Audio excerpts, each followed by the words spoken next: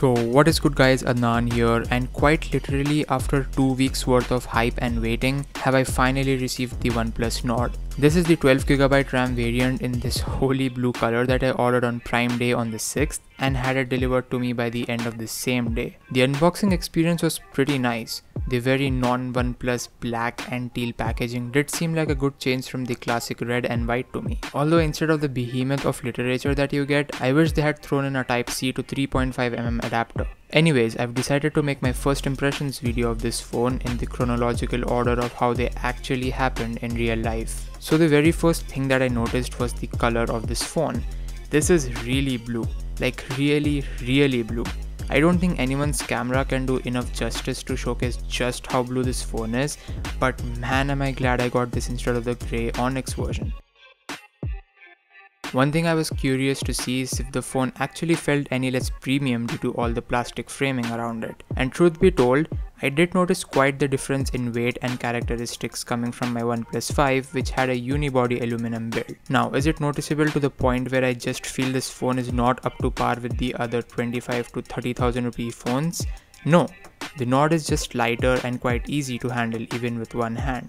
The plastic frame is something you should really not be bothered by at all, seeing as how most sane people would cover their shiny new phone up with a case or a skin anyway. Speaking of covering it up with a case, I also got the sandstone black case for my Nord, and oh boy is this quite the experience. The TPU case that comes bundled with the phone is surprisingly well built too.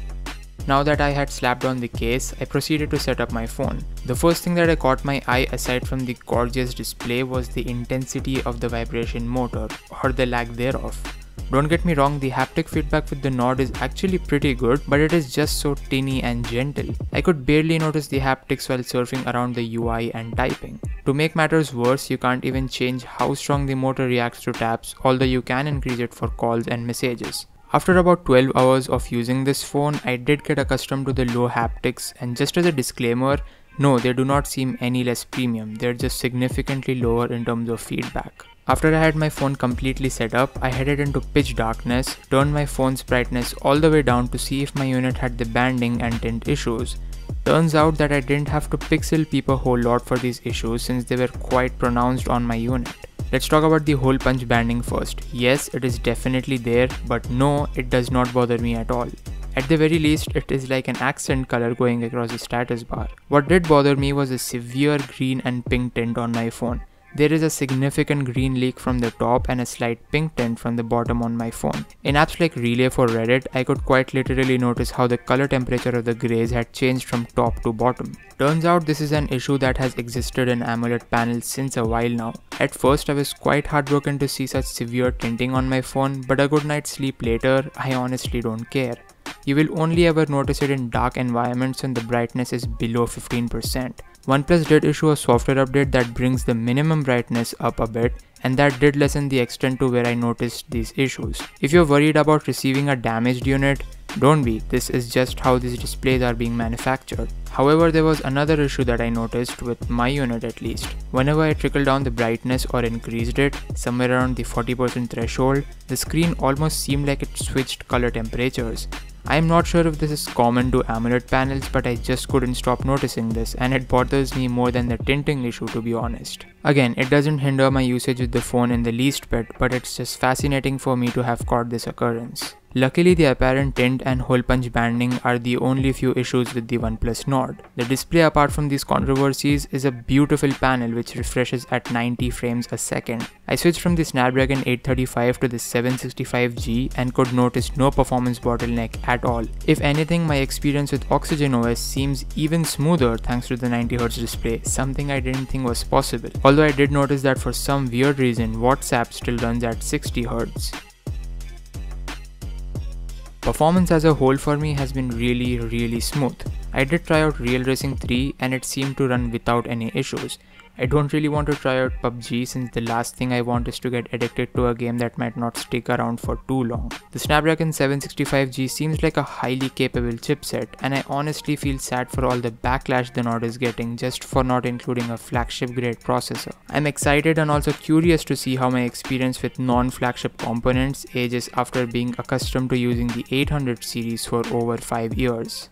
The in-display fingerprint scanner is a bit slower than the capacitive one on my OnePlus 5, but not to the point where I could count the milliseconds that went by. But I do feel that the placement of the scanner is a little too low. This is something that you get used to eventually, so I'm not going to be too hard on it as of yet. In my time with the phone, the camera has been great. It is a major improvement in terms of details and sharpness coming from the OnePlus 5, which is enough for me to be satisfied. I only managed to take a few shots with both the 48 megapixel primary lens and the ultra-wide at the rear. The ultra-wide definitely seems to be way softer but manages to maintain a similar color science, which is something that is often not given as much emphasis towards. The same is the case with the front-facing 32 megapixel primary sensor and its ultra-wide counterpart. However, I did notice that the preview of the images in the viewfinder on this phone is super soft, almost to the point where I thought my lens was smudgy. But the actual photo that it takes is of a significantly higher quality. This could be done to maintain the faster shutter speeds in this not so flagship chipset, but I do hope that OnePlus addresses it in future updates because the difference in sharpness of the viewfinder and the final photo is massive. All in all, I am excited for the first time in years to test out a smartphone's camera, especially on the video front, and cannot wait to use it comprehensively in the coming days. My first impressions of this phone were complete with ending the day with 0% battery after draining about 50% of it, setting up the device and playing around with it. Warp Charge 30T is a blessing, and the claim about getting 70% of battery under 30 minutes does hold true. For me, it didn't seem too astonishing since I have been using Dash Charge for the past 3 years anyway. The actual battery life for me in my one day with the phone has been excellent as well, despite me being very hard with the usage.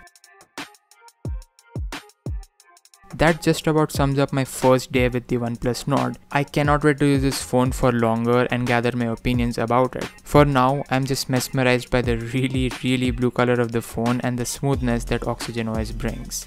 That's been it, thanks for watching, and I'll catch you guys in the next episode.